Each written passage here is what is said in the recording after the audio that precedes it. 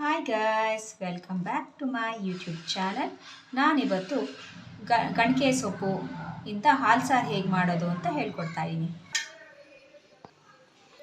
ಅದಕ್ಕೆ ಬೇಕಾಗಿರೋ ಸಾಮಾನು ಉಪ್ಪು, ಒಂದು 15 ಎಸಳು ಬೆಳ್ಳುಳ್ಳಿ, 20ರಿಂದ 25 ಮೆಣಸು, ಜೀರಿಗೆ 1/4 ಟೀ ಸ್ಪೂನ್, ಅರಿಶಿನ ಅರ್ಧ ಟೀ ಸ್ಪೂನ್, ಖಾರದ ಪುಡಿ ಅರ್ಧ ಸ್ಪೂನ್,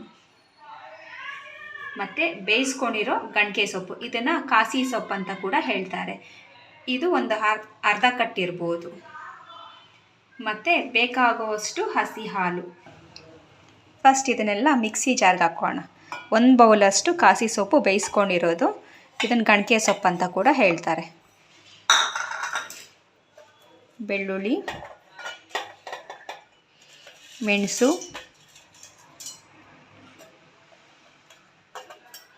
ಖಾರದ ಪುಡಿ, ಅರಿಶಿನ, ಜೀರಿಗೆ, ಉಪ್ಪು ಇಷ್ಟನ್ನು ನುಣ್ಣಗೆ ಪೇಸ್ಟ್ ಮಾಡ್ಕೊಳ್ಬೇಕು.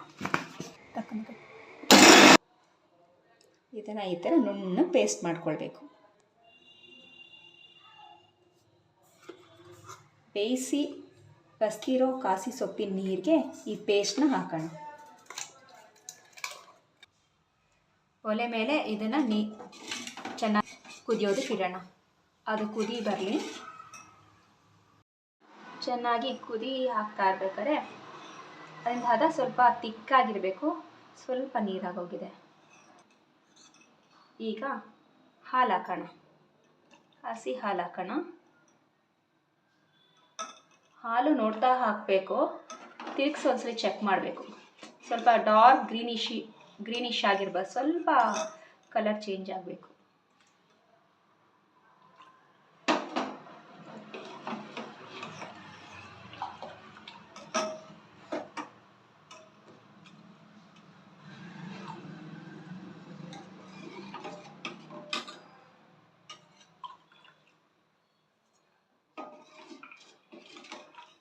ಈ ಥರ ಕಲರ್ ಬರೋ ತನಕ ಹಾಲು ಹಾಕಿ.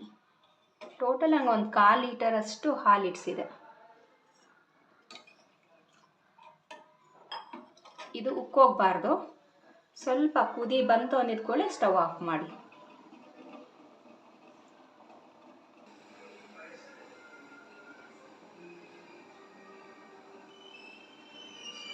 ಕುದಿ ಬರೋದಕ್ಕೆ ಶುರು ಆಗ್ತಾ ಇದೆ.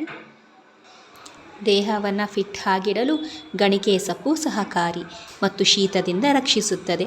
ಇದರಲ್ಲಿ vitamin A, B2, B3, calcium ಇದರಲ್ಲಿ ಕಂಡುಬರುತ್ತದೆ. ನೋಡಿ, ಚೆನ್ನಾಗಿ ಕುದಿ ಬರೋಕ್ಕೆ ಶುರು ಆಯಿತು. ಉಕ್ಕಬಾರ್ದು. ಉಕ್ಕೋ ಅಷ್ಟರಲ್ಲಿ ಸ್ಟವ್ನ ಆಫ್ ಮಾಡೋಣ.